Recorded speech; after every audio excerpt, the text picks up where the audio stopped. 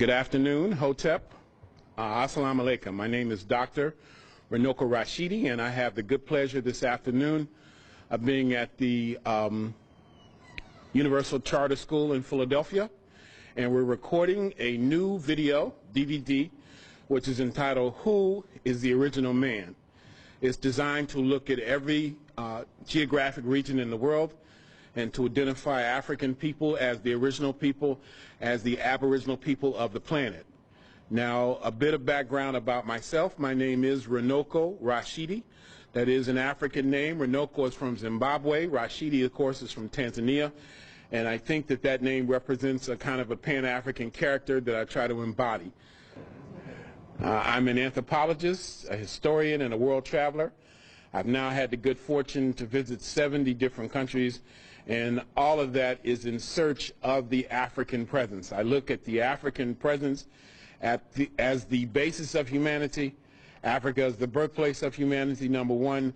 I look, number two, at Africa as the birthplace of civilization, high culture, agricultural science, metallurgy, urbanization, scripts, writing systems, and then Africa as a continent that was invaded, subdued in many ways, Africa's children captured and dispersed through the world. But today is the beginning, and so we're going to focus right now on the African background to humanity. Now, to begin with, in Africa itself, you find the remains that you see on the screen before you of Dinknesh. Europeans call these bones Lucy. That means you are wonderful. And these bones were found in 1974 in the Afar region of Ethiopia.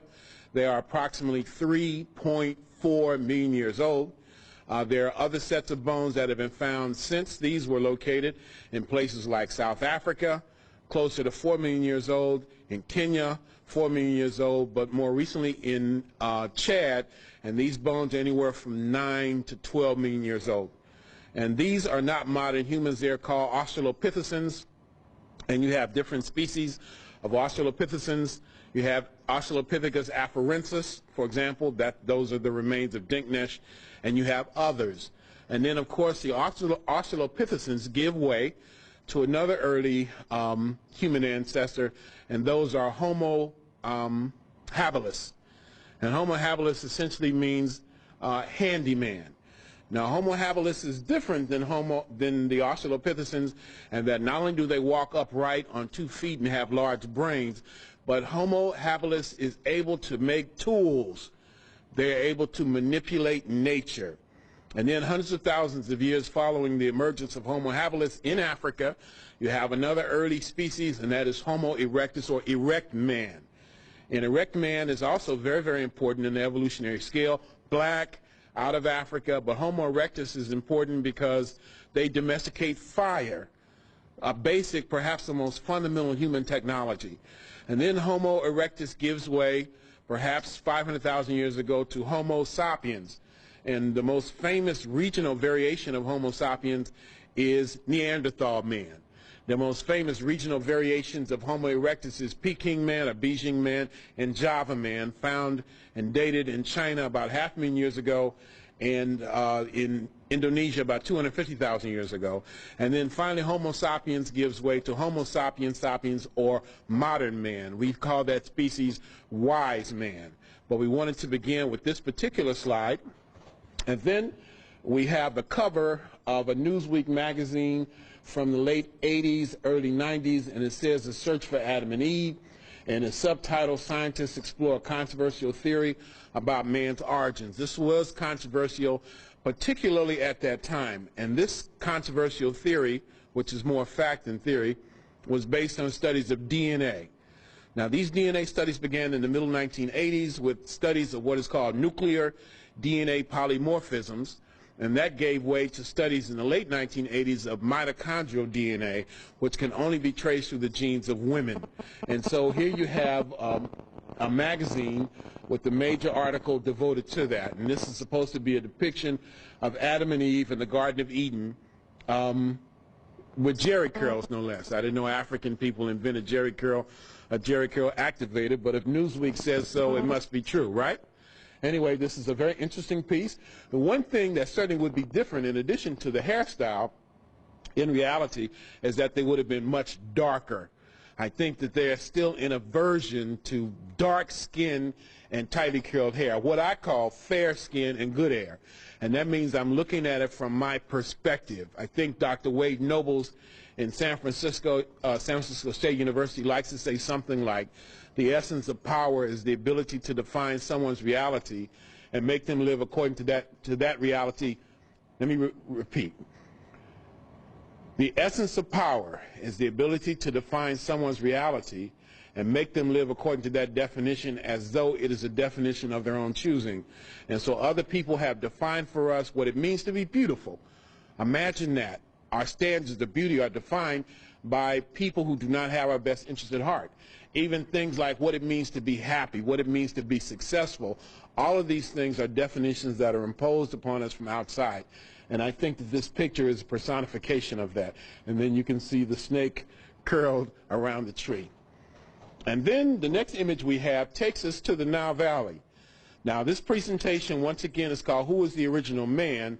But there, as a prelude to it, I also want to introduce the concept of blackness of ancient Egypt, or the Nile Valley, because African people, before we get to the other parts of the world, peopled the African continent as well. And here you can find a photograph of the Great Pyramid of Khafre. Khafre is the son of Khufu, and the Pyramid of Khufu, also called the Great Pyramid, is the largest pyramid in antiquity. There are about 118 pyramids in Egypt alone. And we'll save most of this for a special presentation just on the Nile Valley itself. I want to do something special just on the royal dynasties of ancient Egypt. But I thought that we could kind of begin the major portion of our presentation with a look at these images right here. This one, again, is the Great Pyramid of Heru, or Pharaoh Khafre, in Dynasty 4, about 2575 BC. Almost 4,600 years ago. And in front of it is the monument that we call Horemheb, or the Great Sphinx, which has the body of a lion and the head of the king. It's 200 feet long and about 70 feet high. And this is also included in a presentation that was done by the great filmmaker Bob Lott in Philadelphia, and it's called Runoko Live in Egypt. So this is just a brief synopsis of that. And then we can see this modern falsification of history. This is the Luxor Hotel in Las Vegas, and it really is a travesty. It doesn't even look right to me, but anyway, we move from this to this. Something's not right. But this is, I think, what most people imagine ancient Egypt looked like, or this would be a representation of ancient Egypt. Now let's move on and just see these images from ancient Egypt. Now we know the ancient Egyptians were black people. They were African people. In fact, the name of the country is Kemet, which means the black city or the black community. But blackness also has a symbolic significance too. And in ancient Egypt it would appear, based on the studies of art historians, that the color black represented divinity. That in fact the color black represented the color of God in ancient Africa. So let's look at a few of these. This, for example, is the great monarch Nefertari-Mentuhotep II of Dynasty 11. This takes us to about 1995 BC, or before the Christian era, almost 4,000 years ago. And then this beautiful image of one of our favorite personalities from antiquity. Antiquity just meaning ancient times. This is the great Amos Nefertari, wife and queen of Amos I. She is the co-founder of the 18th dynasty, which has been called the greatest royal family to ever mount a throne. And you can see here in this image, which is in the Egyptian Museum in Berlin, this image of Nefertari-Mentuhotep II is actually in the Egyptian Museum in Cairo. This one takes us to Berlin. Now, one of the big topics that we have in our community today is the subject of reparations, and it should be much bigger. Now, reparations means different things to different people, but to Runoko, the historian, it also means, and race men, it also means the restoration of our cultural heritage. That means we need to take an inventory of where our stuff is in order to get it back. This image is in Africa. It's in Luxor, Egypt. Luxor is my favorite part of Egypt. Luxor is important because this is where 80% of all the monuments in ancient Egypt are located. And this is an image of God Amen, Amun, Aman, which means the invisible one, the unseen one, the hidden one. This is in my favorite museum in Africa, the Luxor Museum. And of course, this is the beautiful Queen Tai. This is the only image that I'm going to show in this sequence that is one of the few images that is not symbolic. This is natural. This is real. This one is in that same museum in Berlin, the Egyptian Museum in Berlin. This is Queen Tai, or T-A. Some people pronounce it Queen T, T-I-Y-E. She is the mother of Akhenaten and King Tut in her beautiful natural blackness. This is an image of her most famous son, but the least important of her offspring in all likelihood. This is Tutankhamun, or King Tut, and this is a black statue made of ebony, conveniently left out. You have to go to Egypt pretty much to see them. And then, of course, this image of an African queen from Dynasty 2021. Her name is Cairo Mama, and this image is in the Louvre, the National Museum in France. And you have two images here as we wind down our brief segment on Egypt. This is a sister whose name escapes me, but this is another African queen from Egypt in Dynasty 2021, and you can see the remains of an African woman, not a mummy, but an African woman who has been mummified, the mummy unwrapped and photographed. Particularly the hair, I think, draws our interest here, and you can compare this image from antiquity, 3,000 years ago, to this image of today. A black woman from the south of Egypt, more likely in the part of Egypt that we call Nubia. Nubia is a geographic location in southern Egypt and northern Sudan. And finally, two more. This is the king known as Taharka. He's mentioned in the Old Testament, I think, on 3 occasions. He led an army to Jerusalem to save his Jewish allies. He is king of Kemet and Cush, the dominant region to the south of Kemet, or ancient Egypt. And here he is portrayed in all his black glory. You see the nose is knocked off, and we'll save that story for another presentation, the missing noses of African people. In fact, that might be the name of a future presentation, Africa's Missing Noses. And finally, this one of Jesus the Christ. This one is called Christ in Glory, painted black. As far as I know, this is the earliest known depiction of Jesus in existence. This is in the Coptic Museum in Cairo. You see an image of Jesus emerging from his tomb after the crucifixion. If you look very closely, you can see blood in his hands where he was nailed to the cross. Also on his feet, which are not portrayed in this image. And you can see 11 of his disciples. The one pointing to Christ's side is St. Thomas, who we call Doubting Thomas. And here you can find Jesus with a natural hairstyle, an afro, and fair skin, black skin. So these things are important, and I wanted to just set the tone for the rest of the presentation by looking at these clearly black images, ethnic and symbolic, from ancient Egypt. Now let's look at some of African people today and the various parts of Africa that they are found in. For example, if we go to southern Africa, you can see different groups of people. Of course, if you go to southern Africa, you can see the Xhosa, you can see the Zulu, you can see the Ndebele. But there are much more ancient groups of people. 2 of them in particular. One is called the Nama, and the other is called the San. These are the San, also called Bushmen. And these are very ancient people whose history in southern Africa is perhaps 40,000 years old or more. Probably older than that. I would suspect more like 100,000 years. In fact, they've recently found in southern Africa, just within the last few weeks, evidence of the oldest ritual, the oldest religious ritual in the world. And they say it's 70 to 90,000 years old, and it's depicted in southern Africa among these people called the San. Now, 10 or 15 years ago, showing this image, I would have said that that they look like East Asians, like Chinese, like Koreans, etc. But now I would say that East Asians look like them. And there's a good reason for that, because these folk like this are the original people of Africa and Asia, or at least very ancient people. And then we see something very similar with this San woman right here. And this is interesting because it shows that not all black people are dark. Some black people are naturally light-skinned. It has nothing to do with racial intermingling. Again, we're talking about the original man, the original woman, the original humanity, black, coming out of Africa. And here is an adorable picture I think I got this photograph at an airport, I believe in Johannesburg, South Africa. And again, folk like this represent the indigenous population of Southern Africa itself. You can find populations like this in Botswana, in South Africa, in Zimbabwe, in Namibia, in Swaziland, and probably Lesotho as well. This image takes us to another part of the continent of Africa, and this image, of course, is from Mali. This is a beautiful young lady from Mali, and Mali is particularly important to us because this is, Mali has three ancient cities.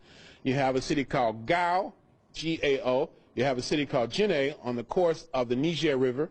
And one of the most important things as we study Africa is the river systems. If you understand Africa's rivers, you can understand African history. If you understand not just the history of the Nile, but the Niger, the Congo River, the Limpopo, the Zambezi, you will have the Orange River. You can have a good history of Africa. But the most important of those cities is called Timbuktu. And most of us have heard of Timbuktu. Mali is a large country. It has these three great cities. And of course, this is an image of a black woman from Mali in northwest Africa. So we've gone from southern Africa to northwest Africa. This image takes us to the Horn of Africa, a place called Djibouti. The Horn of Africa incorporates Eritrea, Ethiopia, Somalia, and Djibouti. Some people might also include Kenya in that category. So we've gone from south to west to east. This image takes us back northwest, and this is an image of African children in Morocco. And here's one of my favorites, fair-skinned daughters of Africa from the country called Senegal. Senegal also has a very rich history, and many of us probably came, or there's a likelihood that many of us came from there, or perhaps we came from Guinea or Ghana or Nigeria, all in that region in West Africa. Now, what I'd like to do now is to move directly from Africa itself and begin to examine the African presence around the world. For example, this image right here takes us to Syria. And this image is in Western Asia. And we're moving into a part of Asia that we sometimes call the Middle East, although some of my Hebrew Israelite friends tend to call it Northeast Africa. This one is an image of a Syrian nobleman. This image is about 2,000 years old. This is in the National Museum, literally sitting on the floor in a corner in the National Museum in Damascus, Syria. And this image here takes us a bit farther, actually a little farther south than Syria. These are Jews. Actually, these are captured prisoners of war, Judeans. This takes us to about 800 BC, and this image is in Israel. Actually, this is a series of bas-reliefs, stone carvings, and this is in the British Museum, the National Museum, the prestigious National Museum of the UK, or certainly England. And this one is Jewish prisoners of war. This image is of Ishmael. Ishmael is the traditional ancestor of the Arabs. And Ishmael, as you can see here, is portrayed as Africoid, or African if you like. He is the son of Ibrahim and an African woman, or Abraham if you like, and an African woman named Hagar, a sister, a black woman from Egypt. And they are regarded, certainly Ishmael is regarded, as the traditional ancestors of the Arabs. They laid the basis, he and his father Ibrahim, or Abraham, considered a prophet in Islam, laid the basis for the Kaaba sanctuary at Mecca. And in another presentation on the African presence in Asia, we will go into that in some detail. Here you have images of African people, black people, the original men and women of Western Asia. This, for example, is a sheikh from Saudi Arabia. Here you have a beautiful image. This is one of my favorite slides. Unfortunately, I did not take this one. I can't claim credit for it, although I hope to visit the country that she's in. This is a black woman from Yemen in the southwest portion of the Arabian Peninsula. Yemen is closer to Africa than any other part of that region. In fact, it's just across the Red Sea, the Bab el-Mandeb from Somalia and Eritrea in Asia itself. And this region is particularly important because in ancient times it was where the world's, we think, finest frankincense and myrrh came from. Frankincense and myrrh were very important in ancient times. They were used as a base for cosmetics, as an antidote to poisons. They were used in the mummification process. It is said that the Roman Emperor Nero used 50 tons of incense in a cremation ceremony. We know the story of the Christ child who was brought gifts of frankincense, gold, and myrrh. Frankincense and myrrh being incense brought to the Christ child in the manger in Bethlehem. At any rate, this made Yemen very wealthy, and it was also the domain of the Queen of Sheba, one of the most interesting and important personalities in ancient times. And then we move here to Oman, and this is a new, relatively new slide for me, a new image for me. Oman is at the base of the Persian Gulf. I think that it's bounded by the Indian Ocean on the south and then the Persian Gulf on the east. And this is a largely desert country. The capital is called Muscat, and this is a black man in Oman. I became interested in Oman about 25 years ago when I found out that African people were still being bought and sold as chattel slaves. This image takes us to Kuwait, and this is the former Crown Prince of Kuwait. For a while, he was the emir, only for about 2 weeks of Kuwait. He is a black man. He's a member of the Al Saba family in Kuwait. I don't know if he sees himself as black or African or Arab. Certainly, he probably personifies all of those things, as well as being a Muslim by religion and way of life. This image, of course, takes us to Palestine, the Palestinian territories. This is a sister, a black woman from Palestine. She is also a former law student at Howard University. And since we're dealing with the Palestinian territories, we might as well have at least one image of a black woman in Israel itself. Now you have different black populations, different African populations in Israel. Some of them are quite recent. They come there as a result of the airlift from Ethiopia, taking the Beta Israel, also known as Falasha, out of Ethiopia into Israel. But you have other black populations that are probably the original people there. We know that the first culture of Palestine, Israel, is called the Shukbah culture, S-H-U-K-B-A-H. This culture is at least 10,000 years old. We've examined the skeletal remains. They are clearly Africoid. So you have a very, very ancient African presence too. And certainly in this region, you have populations like the Canaanites, you have the Phoenicians that have a black base. And then we go a little further east and we look at the African presence in Iraq. Africans have been in Iraq for a very long time. You have an African civilization in Iraq called the Sumerian civilization, and then you also have Africans, again, who are captured in Africa, enslaved, and brought to that part of the world. They are particularly prominent in the southern part of Iraq, near the city of Basra. And even now, I would say that the black or African population in Iraq is about 10 to 15% of the total population. Now, I call these black men and women, these Africans, the invisible people, because we seldom see them in the news, we seldom see them on TV, we seldom see them in the print media, but we have the evidence of anthropology and archaeology. You have eyewitness accounts, which means you have historical accounts. So we mesh these things together, these various scientific disciplines, in order to reconstruct the history of African people, because the reconstruction of the history of African people is essentially the reconstruction of the missing pages in world history. We are trying to look at the role of people of color in general in history. We're specifically looking at the role of African people, who I think are the most maligned, the most neglected people in human history. But we're also looking at the role of women. So that it's not just his story. Women have also, in many ways, been written out of the history books. And we are trying to reconstruct a history that is not, as Napoleon Bonaparte, the racist emperor in France 200 years ago, was wont to call it, a fable agreed upon. Now this image takes us to South Asia. We're moving rapidly. We move from Africa itself into the Middle East, Northeast Africa, Southwest Asia, depending on the nomenclature that you choose to use. I designate the area Southwest Asia for the most part. And now we're in South Asia proper.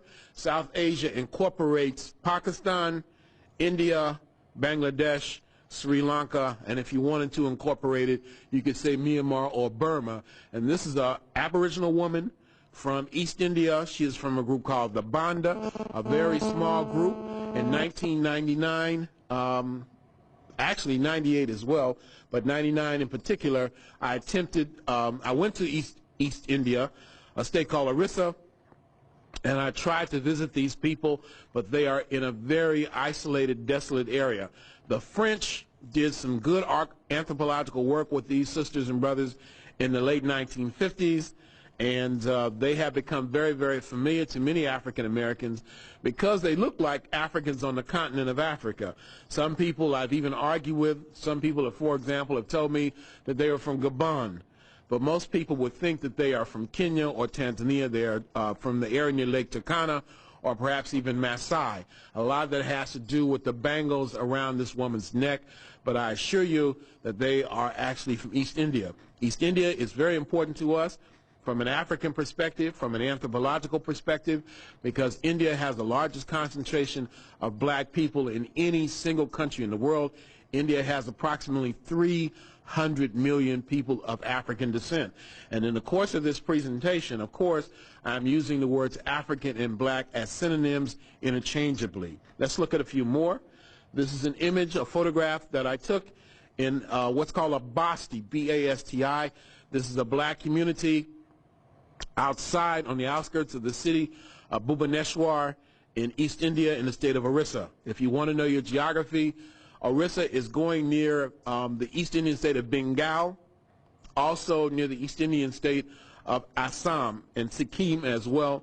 And again, this is what the original people look like. These are the first people of India. Humanity is born in Africa, and those Africans began to filter out of Africa, I think maybe 150,000 years ago, perhaps earlier than that. And again, we know a lot of that based on studies of DNA.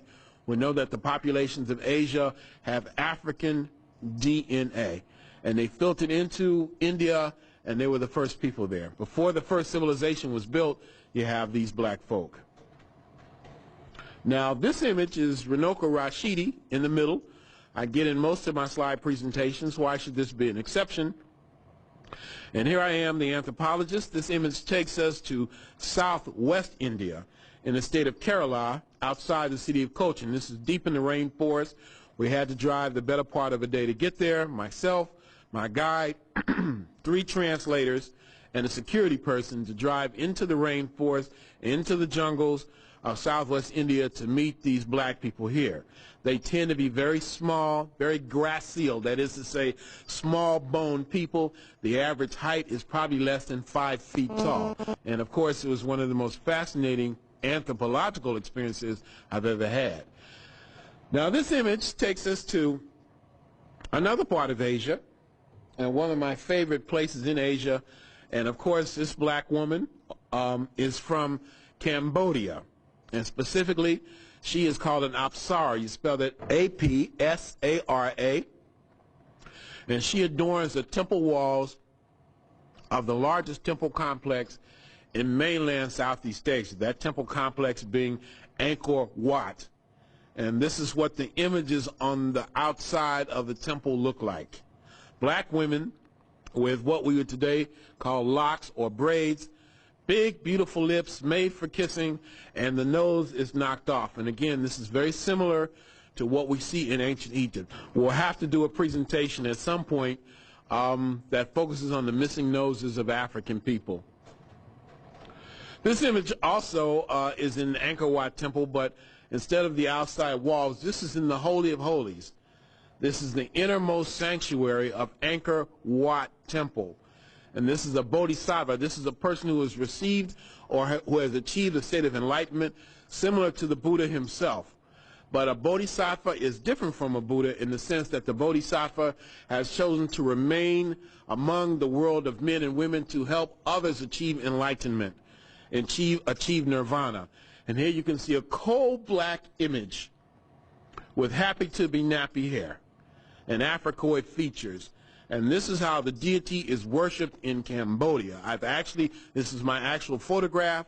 You can go there and you can see Buddhist nuns and Buddhist monks prostrate themselves before this deity. This is one of my favorite images from Southeast Asia, if not the world itself. And this image is again in Cambodia, I would say perhaps 10 miles from the Angkor Wat Temple. This is the entrance to an ancient city in Cambodia built by a group of people called the Khmers, who adored their beautiful black skin, burnished bronze skin they call it. The city is called Angkor Thom, not Uncle Tom, but Angkor Thom. And I took this photograph myself. I liked it so much that we used this to adorn the cover of my most recent book, which is called 100,000 Year History of the African Presence in Asia. This is my first French language book. Now, and again, this is another really important image for me, Runoko Rashidi personally. This is an image of the Buddha from Vietnam, and this one is in a special museum in France called the Musée Guimet. This museum is devoted to nothing but Asian artifacts. And this is an image of the Buddha, I think from the 8th century AD. And I like this image so much that when I go to France and when I go to this museum, I actually come and speak to this image. When I see these images in the museums, it's as though I'm greeting old friends and family members of mine. Indeed, I think I'm an old soul too. But it gives me just tremendous pleasure and a sense of serenity to be in the presence of these images. Now, with these images, this next sequence, we look briefly at the original men and women of Southeast Asia. For example, this is an image of a black man from Vietnam. I've been in Vietnam twice. On my last trip to Vietnam, I took a group. I kept asking the guides, what about the black people of Vietnam? And the guides, I had 4 of them, kept saying, there are no black people in Vietnam. I said, okay, what about the Africans in the history of Vietnam? They said, there'd never been any Africans there. In the museum, in Ho Chi Minh City, formerly known as Saigon in Vietnam, we saw this particular image hanging on a wall. I took a photograph, which I was not supposed to take, but of course that didn't stop us. And I told the guy we were with in that part of Vietnam, which is the southern part of Vietnam, I said, these are the people that we're talking about. And he said, oh, that person is not black. That person was just in the sun too long. Or I would say something like that, and they would say, it's just a bad photograph. There's a shadow over the photo. The Viet people are as racist in their worldview as anybody else. They are in what we might call in modern-day America in denial about their own ethnic heritage. The black people in Vietnam, also known as Cham, were the ones who were there when the Viet came down from China 1,000 years ago. This image is a fairly new image, and this is provided to me by one of my students, a sister named Miss Hamara Holt, lives in New York City, in Harlem to be exact. This is an image of a black woman and her 2 children in Malaysia, and specifically northern Malaysia.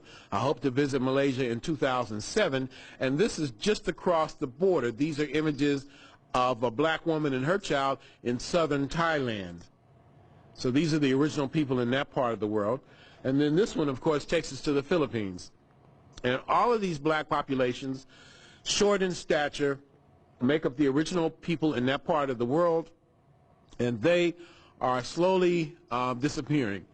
They're being absorbed into larger populations. It's interesting, too, that the last Miss Filipino, or Miss Philippines in the beauty pageant, was a black woman of short stature just like these. These people are commonly called negritos or eta.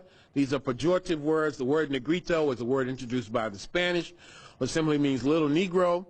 The word eta is a Tagalog word. The Tagalog are the majority population of the Philippines today. It means filthy. We call them Acta, A-G-T-A, and that's what they call themselves. And the word basically means simply the people, as if they were the original people. They are very clear about who they are and what their history is in the Philippines. They don't see themselves as African. I don't even know if they see themselves as black, but the physical appearance speaks for themselves or for itself. They live in places like Luzon, in Zambales Islands in the Philippines. Philippines, by the way, is named after Philip II, King of Spain, because the Spanish are the first big European intruders into that part of the world, with Magellan in the 16th century. And also 2 black youth in the Philippine Islands. This is a relatively modern photograph. Now let us go back to mainland Asia, and here you find from the Shang dynasty in China an image of a tiger holding a black child. This is made of bronze. This is in the Chinucci Museum in Paris. This museum in Paris has nothing but Chinese artifacts. I have to give Europeans great credit for one thing, if nothing else. They stole a lot. You know, they are thieves par excellence. And it's amazing there are any artifacts left in the countries of origin. This is in the Chinucci Museum in Paris. This is called the Tigress. And it's an image of a tiger, bronze, Shang dynasty, the first dynasty in China, protecting a black child. You can look at the features there. They do not represent the features of the Han Chinese. This is from east of China. Of course, this is an image from Japan. This is an image of Fudo Mayo, F-U-D, Fudo, F-U-D-O, Mayo, M-Y-O. And the name means the immovable one. And Fudo Mayo is one of the 5 wisdom kings in Japanese mythology. He is patron deity of the samurai, the aristocracy of Japan. There are 2 proverbs that have been used to suggest an African presence in Japan, a black presence in Japan, used by no less than the great Dr. Sheikh Anta Diop. One of those proverbs is, to make a good samurai, you must have a bit of black blood. Another rendition of the proverb by a Swiss author, a book published called Race and History, 1926, and the proverb reads, to make a good samurai, half the blood in one's veins must be black.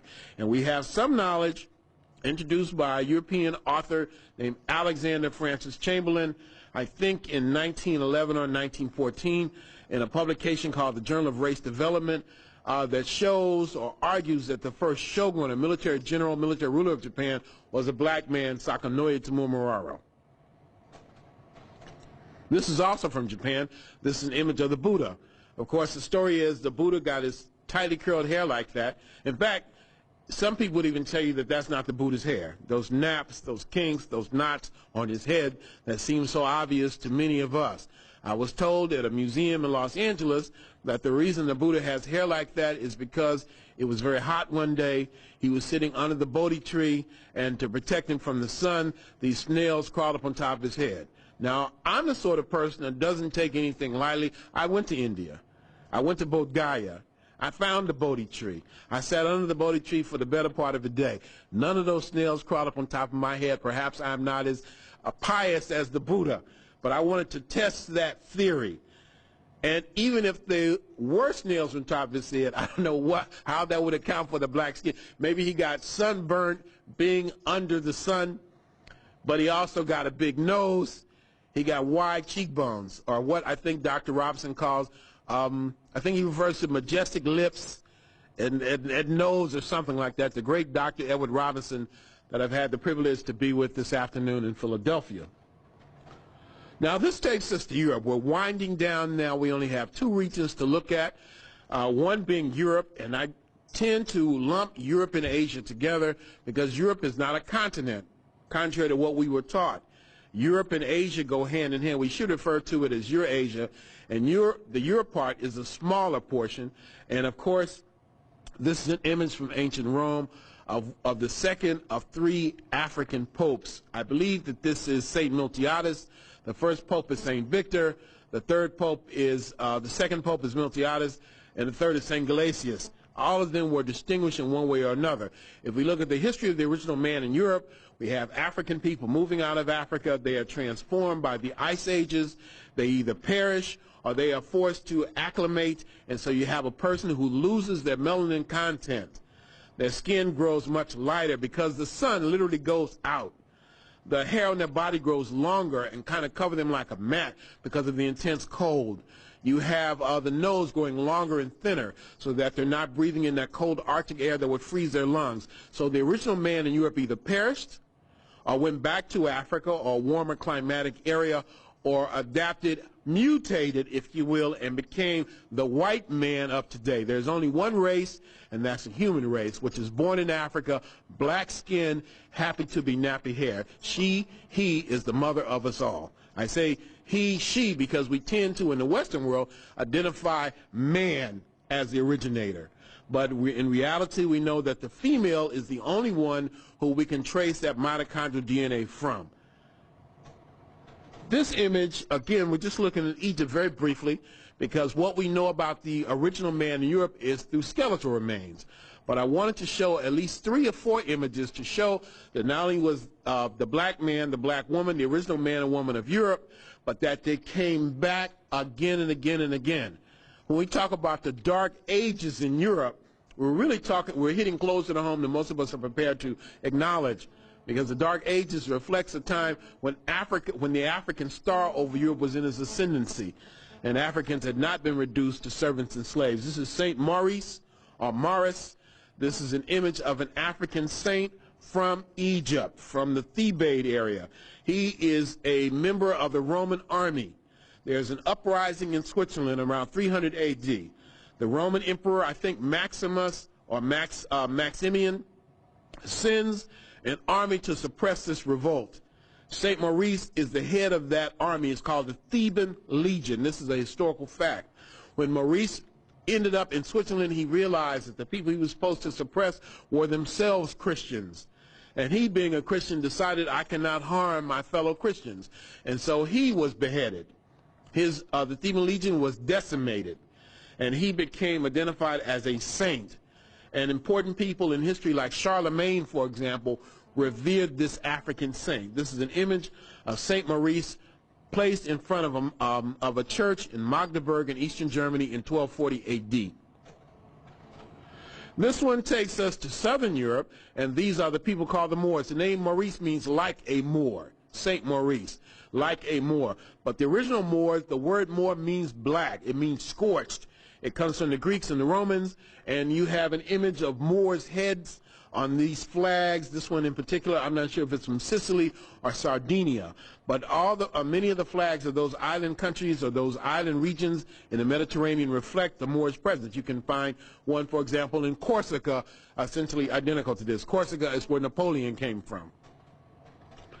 And this image is one of the Black Madonnas, and we could do another presentation too with Mr. Lott, and that presentation would be called The Beauty of Blackness. And this would just reflect images of black people, black saints, black deities in the ancient and modern world. This one is a Black Madonna child from Switzerland, and of course this is a Black Madonna child from the Kremlin in Moscow in Russia. I actually took this photograph myself. And then you have a black man from the Caucasus Mountains. This is a black man from the Caucasus Mountains in what is now the country called Georgia, not Atlanta, Georgia, but Georgia in Europe, Asia. And here you have a black man on the southern slopes of the Caucasus Mountains and the eastern shores of the Black Sea. So you could even argue that the original Caucasians were black people. This deals with the black presence down under, in the land down under. Of course, this is a black child with a wallaby in Australia. Sisters and brothers there are commonly called Aborigines or Aboriginal, which just means first. They told me they've been there for 120,000 years. They are the most spiritual people I've ever encountered. They tend to have naturally straight to wavy hair, in some cases blonde and red hair. And they have been almost decimated, almost wiped out by the Europeans who invaded Australia at the end of the 18th century. We'll show you 4 images from Australia. Here's one. This is 2. Everybody likes this one. Nice black and white photograph. And another one who looks like my daughter. And finally an image of a black boy in northern Australia. They call these saltwater people because their proximity to the sea. And this young child, this brother is engaged in a rites of passage. These images take us to New Guinea. Looks like Theodore Pendergrass. And this is an image of a fair-skinned black woman from the Solomon Islands. Remember, I'm using these terms based on my perspective. Me being black, I would like to think of other black people as having fair skin. That's good skin. Fair meaning good. And then you have this image also from the Solomon Islands with this sister that looks like a Tina Turner lookalike. Another image of black women, black girls from the Solomon Islands with beautiful natural Afro hairstyles. This one who looks a lot like Dick Gregory, also from the South Pacific. Here's an image of a black man from Fiji in the 19th century.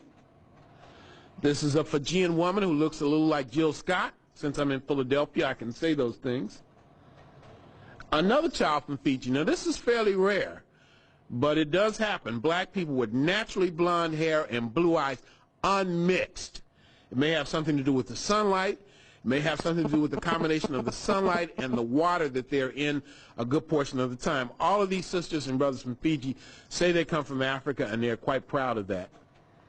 And finally, yours truly with a Fijian chief. I told him I came from Africa. He said, I want you to come to my village, live here, and learn and teach history. It was a great honor, but of course I had to decline. I did eventually come back. This one takes us to Polynesia. In the Pacific Islands, you have Melanesia, you have Polynesia, you have Micronesia. Melanesia being the black islands, Polynesia being the many islands, and Micronesia being the small islands. And this is an image of a black woman and her child from New Zealand. She is from a group called the Maori. Here is the royal family of Hawaii. I think this is 1859. And this is King Kamehameha I, the most distinguished of all the Hawaiian monarchs. He is the person that united the Hawaiian Islands in the early part of the 19th century. He is a very large man, about 7 foot tall, about 350 pounds. Finally, last chapter takes us to the Americas. This is an Olmec head, O-L-M-E-C. This is not what the people call themselves, but this is what they have been designated as by archaeologists. And the Olmec are important to us. They're like the Shang dynasty in China because they represent the original civilization in the Western Hemisphere. More and more people are beginning to say that the Mayans coexisted with the Olmec. But anyway, what we know about the Olmec in Mexico, in the Gulf, San Lorenzo, Tres Zapotes, La Venta are the 3 most important archaeological sites. What we know most about them, or the most outstanding characteristic, are these large basalt heads. These large heads made of basalt stone, one of which weighs 80,000 pounds. I believe there are 18 of these heads that have been excavated, and they all look like Africans. One of them was called Joe Louis.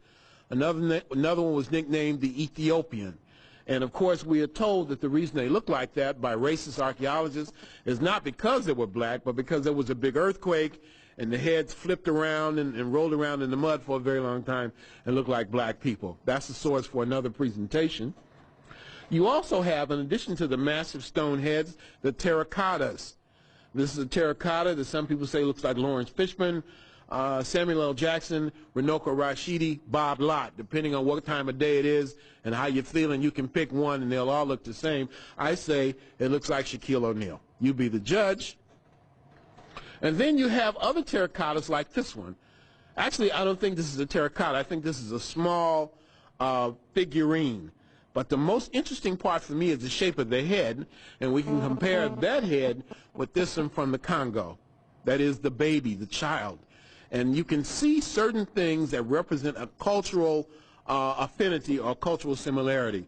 And again, we're talking about the original people, and we know the original people of the Western Hemisphere were African people or African descendant people, just like they were everywhere else. You have this image from pre-Columbian America in Mexico of the black child, kinky hair, brown skin, and I used my nephew, Donald Strong, in Los Angeles to compare. Finally, you have this image from Belize. This is a bowl. It's classic Mayan. It's 500 A.D. It's from the classic Maya period. It's 1,000 years before Columbus. It's in the National Museum in Belize. And you can see there images of African soldiers in either leopard skin or jaguar skin going into battle with full suits of armor. This one is from Peru, and this represents a culture in Peru called the Moche or Mochica before the Inca. This is a black saint in Peru. This is Saint Martin de Porres, who may have been born in Panama, but we find the greatest veneration of him in Peru, and he is the patron saint of the poor and downtrodden, which would make him particularly popular among African people in Peru, in Bolivia, in Ecuador, and other parts of South America. Most of the time, I think when we think of South America and African people, we think only of Brazil. But in every country, you can find an African presence with the possible exception of Chile, and I'm sure if we dug far enough, we can find Africans there. We know that African people in the slums of Buenos Aires invented the dance called the tango. And finally, 2 more. You have this one of an African youth in Mexico eating a mango. Africans were brought into Spain as enslaved people. Of course, they were the original people. The last image for today, and who is the original man, who is the original woman, who is the original humanity, comes to us from Honduras. And the black people of Honduras represent different groups. They have one group called Creoles, but you have another group that represent a population that can trace its lineage to that part of Central America hundreds and hundreds and hundreds of years ago. They're called Gariganu, or Garifuna. They have their own cuisine, their own religion, they have their own history. And they say they came to America before Columbus. We are the original people. African men, African women can lay claim to being the original lineage of humanity. That humanity is birthed in Africa, and if not for the migrations of these African people, sisters and brothers, the rest of the world would have remained devoid of human life and would in fact have been a human desert, and Africa would be the only populated continent in the world. So we have a history that is second to none. We have a story that is second to none. In fact, you might say we have the greatest story that has never been told. And we are in the process now of telling that story. African proverb says, until the lion has his historian, the hunter will always be a hero. And now we have our historians, and we intend to tell our story without apology. Thank you very much.